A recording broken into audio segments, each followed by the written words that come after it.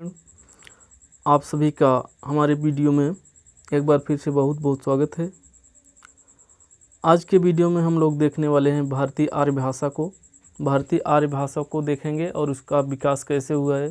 सबसे पहले संस्कृत तो सब लोग जानते हैं, सबसे पहले संस्कृत था और संस्कृत से ही हिंदी का विकास हुआ है। लेकिन क्या संस्कृत के बाद डायरेक्ट हिंदी का विकास हो गया? ऐसा तो नहीं है। तो कैसे विकास हुआ है तो उसी को हम लोग इस वीडियो में देखने वाले हैं। तो कहने का मतलब भारतीय आर्य भाषाओं को देखेंगे इस वीडियो में हम लोग। तो चलिए देख लेते हैं। ये जो आप लोग वीडियो देखने चल रहे हैं, इस टॉपिक से क्वेश्चन आते हैं, चाहे टीजीटी हो, पीजीटी हो, नेट जेआरएफ हो और टेट हो, सुपर टेट हो, सभी में इससे क्वेश्चन आते हैं। और अगर आप लोग पढ़े नहीं रहते हैं तो इसके क्वेश्चन गलत हो जाते हैं। तो उसी को आज हम लोग देखने चल रहे हैं, जिससे कि इस टॉपिक से प्रश्न गलत न होने पाए। तो चलिए हम लोग देख लेते हैं इसका विकास कैसे हुआ है। भारतीय आर्य भाषाएं देख लेते हैं। भारतीय आर्य भाषाएं क्या देख रहे हैं? भारतीय आर्य भाषाओं को देख रहे हैं। ठीक है, भारतीय आर्य भाषाओं को देख रहे हैं। तो भारतीय आर्य भाषा को मुख्य रूप से 3 भागों में बांट दिया गया है। कितने भाग में बांटा गया है? मुख्य रूप से 3 भागों में। कौन कौन? पहला है प्राचीन। क्या है पहला? प्राचीन भारतीय आर्य भाषा।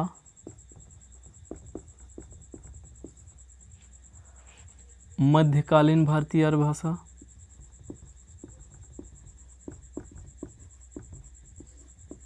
भारतीय आर्य भाषा। ठीक है। तीसरा है आधुनिक भारतीय आर्य भाषा। ठीक है। मुख्य रूप से कितने भागों में बांटा गया है? मुख्य रूप से 3 भागों में बांटा गया है। तो सभी का समय देख लेते हैं हम लोग। इसका समय है 1500 ईसा पूर्व से लेकर के 1500 ईसा पूर्व से लेकर के 500 ईसा पूर्व तक। 500 ईसा पूर्व तक इसका समय कितना है? 1500 ईसा पूर्व से लेकर के 500 ईसा पूर्व तक। और मध्यकालीन का है 500 ईसा पूर्व से 500 ईसा पूर्व से लेकर के 1000 ईस्वी तक है इसका समय। ठीक है, 500 से लेकर के 1000 ईस्वी तक है। और आधुनिक का समय है 1000 ईस्वी से लेकर के अब तक कह सकते हैं, आज तक। ठीक है, जो अब चल रहा है, अब जो हम लोग बोलते हैं, अब जो भी चल रही भाषा, ये मतलब आधुनिक भाषा है। तो इसी में आएगा ये सब। ठीक है।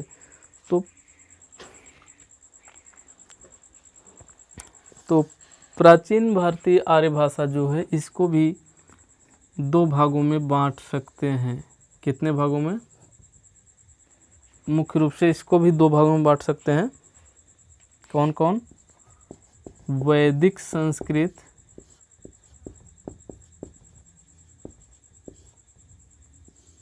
और लौकिक संस्कृत। लौकिक संस्कृत।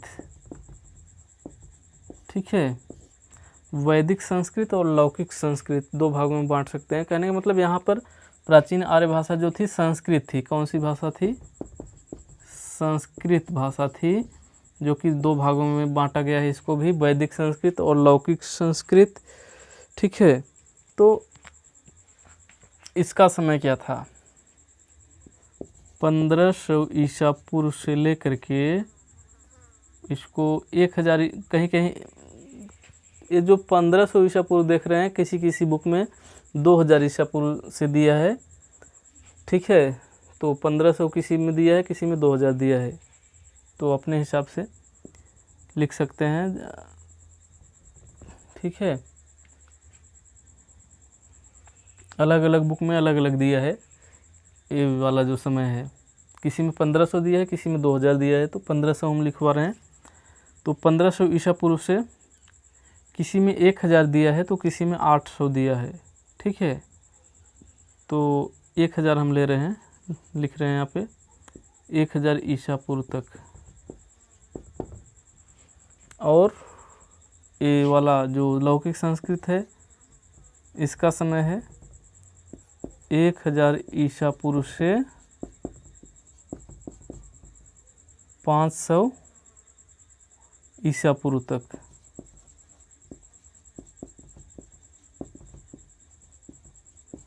कितना समय है इसका? 1000 ईसा पूर्व से 500 ईसा पूर्व तक। किसका समय? लौकिक संस्कृत का।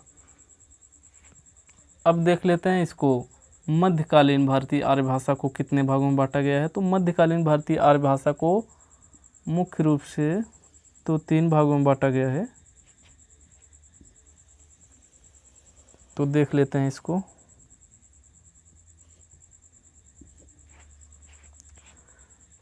तो पहला पाली, दूसरा प्राकृत, तीसरा अपभ्रंश।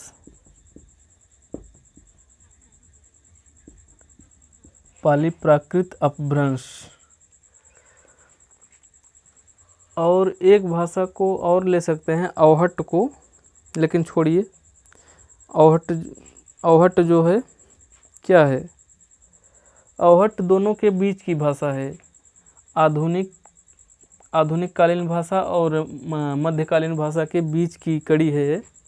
ठीक है, कुछ इसमें भी आ जाता है, कुछ इसमें भी आ जाता है, तो उसको हम छोड़ रहे हैं, तीनों को ले रहे हैं। 3 मध्यकालीन आर्य भाषा में 3 ही मुख्य हैं, तो पाली, प्राकृत और अपभ्रंश।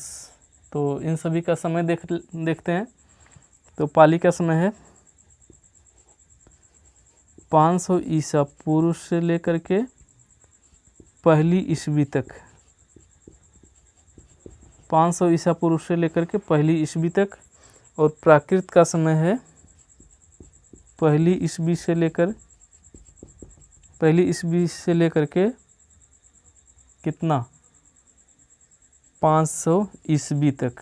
ठीक है, कहीं कहीं देख रहे हैं ईस्वी है, देख रहे हैं आप लोग, कहीं कहीं ईसा पूर्व। तो ईसा पूर्व और ईस्वी में क्या अंतर होता है, अभी ये वीडियो ख़त्म होने के बाद हम बता रहे हैं। जो ईसा पूर्व होता है वो पीछे, मतलब उल्टा चलता है, और ईस्वी जो होता है बढ़ते क्रम में चलता है। ठीक है, ईसा पूर्व जो है वो घटते क्रम में रहता है,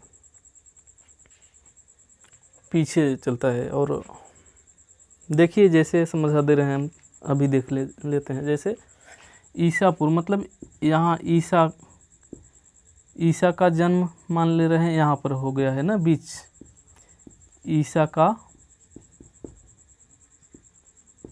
जन्म है बीच में। ठीक है, तो इधर जब बढ़ेंगे तो ईस्वी शुरू हो जाएगा। जैसे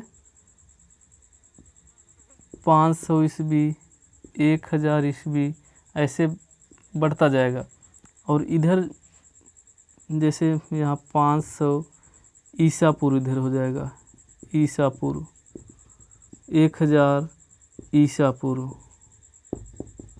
ठीक है, ईसा पूर्व का मतलब ईसा के पहले, पूर्व, ईसा के जन्म के पहले 500 ईसा पूर्व, मतलब 500 ईसा के पहले पूर्व। यहाँ 1000 ईसा पूर्व मतलब 1000 वर्ष पहले। ठीक है, तो ईसा पूर्व का मतलब ये हुआ। और ईस्वी का मतलब ये हुआ ईसा के बाद का, ईसा के बाद ईस्वी शुरू हो जाता है, तो 500 ईस्वी, 1000 ईस्वी, ये बढ़ते क्रम में जाएगा। और ये जैसे जैसे आगे आएंगे तो कम होता जाता है। जैसे 1000 ईसा पूर्व है यहाँ पे, तो और आगे जब बढ़ेंगे तो 500 हो जाएगा। कहने का मतलब नज़दीक आ रहा है, कहने का मतलब 500 ईसा पूर्व हो गया, तो और इधर आएंगे तो 1000 ईसा पूर्व, और मतलब पीछे जा रहा है, तो ऐसे है। ठीक है, इसका मतलब यही है, ईसा पूर्व और ईस्वी का मतलब यही है। ठीक है, तो कहीं देखिए, तो प्राकृत का समय है पहली ईस्वी से 500 ईस्वी तक, और अपभ्रंश का समय है 500 ईस्वी से लेकर के 500 ईस्वी से लेकर के कब तक, 1000 ईस्वी तक। ठीक है, अपभ्रंश का समय है, तो ये अपभ्रंश का समय है। इसी में अवहट को भी ले सकते हैं, लेकिन अवहट दोनों के बीच की कड़ी है, आधुनिक और मध्यकालीन भाषा के बीच की कड़ी इसको मान सकते हैं। ठीक है ना। अवहट अवहट अवहट है 900 ईस्वी से 1100 ईस्वी। कहने का मतलब ये दोनों के बीच की कड़ी है, आधुनिक और मध्यकालीन में दोनों में आता है। ठीक है, ये दोनों में आता है। तो चलिए देखिए, आगे देखते हैं। जो पाली भाषा है, ये भारत की प्रथम देश भाषा है। भारत की प्रथम देश भाषा, ये भारत की प्रथम देश भाषा है। और भगवान बुद्ध के सारे उपदेश, भगवान बुद्ध के सारे उपदेश इसी भाषा में है। किस भाषा में? पाली भाषा में। और महावीर के सारे उपदेश प्राकृत भाषा में है। इसमें महावीर के सारे उपदेश किस में है? इसमें है, प्राकृत में। और बुद्ध के सारे उपदेश पाली भाषा में है। ठीक है, तो इतना हो गया। अब आधुनिक भारतीय आर्य भाषा को देख लेते हैं। आधुनिक को देख लेते हैं। आधुनिक को भी हम 3 भाग में बांट सकते हैं। आधुनिक को भी 3 भागों में बांट सकते हैं।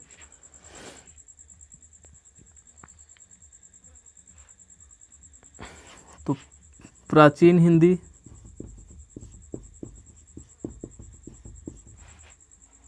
मध्यकालीन हिंदी,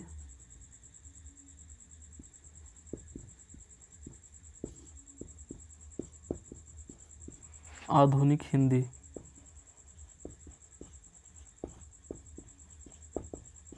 ठीक है, इसको भी 3 भागों में बांट सकते हैं कि नहीं बांट सकते हैं? बांट सकते हैं ना। तो इसका समय है, प्राचीन हिंदी का समय है 1100 ईस्वी से लेकर के 1100 से कब तक? 1400 ईस्वी तक। किसका समय? प्राचीन हिंदी का।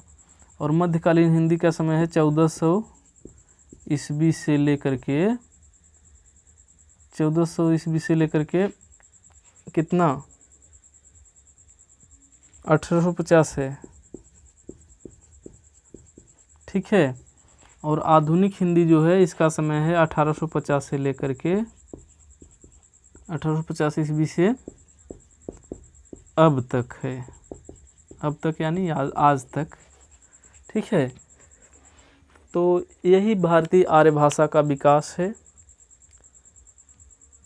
इसी तरह से विकास हुआ है भारतीय आर्य भाषा का। आप सभी इस वीडियो को देख करके समझ सकते हैं, बारीकी से समझ सकते हैं, और इससे मतलब इसमें से जो भी प्रश्न आएगा गलत नहीं होगा अब। ठीक है, तो